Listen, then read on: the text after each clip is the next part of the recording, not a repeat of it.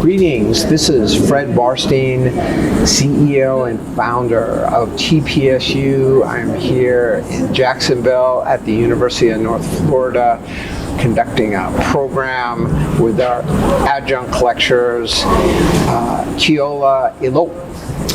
Welcome, Keola. Thank you. Before we start, Keola, tell us a little bit about your firm, and I know there's been some changes in the last year or so with the firm. Yeah, thank you, Fred. So originally, for almost 20 years, my business partner, Clay Perry, and I ran an independent shop called West Point Business Group, focused in the retirement plan consulting space. Last year, we were acquired by a top 25 registered investment advisor firm, MAI Capital, very well established and known in the ultra high net worth management arena. And the goal of acquiring our firm was strategic in nature, to stand up a division, to really bring more of the consulting solutions to organizations at a retirement plan level. Right, convergence of wealth and retirement, right? Absolutely. So Keola, I know that it doesn't always come up on a plan sponsor's radar about CITs. Can you tell us, what are CITs and why should plan sponsors be paying attention to it? Yeah, I'd be happy to. So collective investment trusts, while they're getting a lot of attention now, have been around for a very long time. In essence, what they are is just a holding or a way to manage money very similar to that of a mutual fund. Right. So most plan sponsors are very accustomed to dealing with their fund lineup. And in replacement of some of those mutual funds, they may use collective investment trusts. The organization, how they're managed, is very similar, but there's been a significant evolution in that space that makes them a little bit more attractive to most plan sponsors where they weren't before. And so while they've been around a long time, historically, these were investments or types of investments that were available only at plan sponsor volume.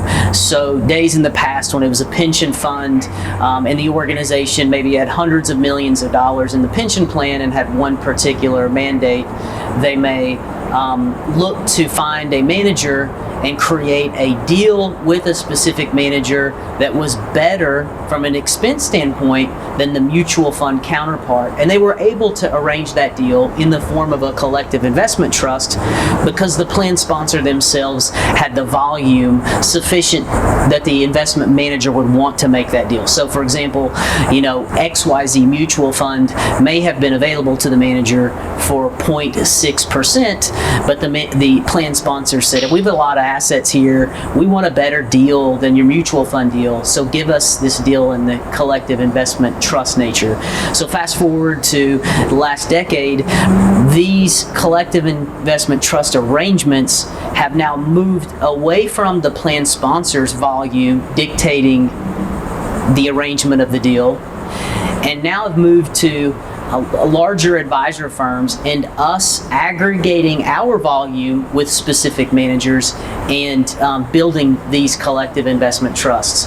So instead of the sponsor needing tens, if not hundreds of millions, we are now creating these deals and are able to deliver them to plan sponsors, right, regardless of their size in any particular mandate. So what would be the next step for a plan sponsor if they were interested? What should they be doing? I think the next step is to talk to your advisor about it. Your advisor certainly has his or her hands around the investment lineup. You likely have a lot of mutual funds. You may even have collective investment trusts already in there. But I think the question of, hey, do any of our mutual funds have collective investment trusts available? And then, some advisor firms, because of volume, are going to have these and some are not. Right.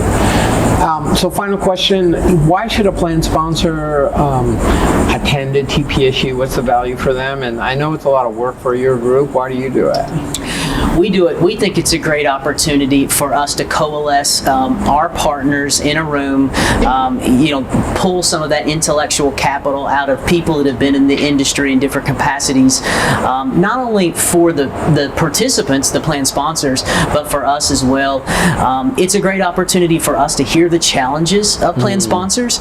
We're in the day-to-day fight with these sponsors, so we hear it, but occasionally we hear a different issue, so it is great for that. Also, also, we love the idea sharing. So most of our TPSU engagements we've had with you, Fred, we're inviting our clients. It's typically a third of the room is clients, 2/3 are not clients. And being able to have that opportunity to idea share, outside of our client base and from our advice, we think is very valuable to everybody. And that's what we hear too. It's the peer-to-peer idea sharing. It's good to have the experts, but we want to hear from each other as well. Absolutely. So, well, thanks for your support of TPSU. Thanks for your time today. And thank you for watching 401k TV. Please stay tuned for more videos like this.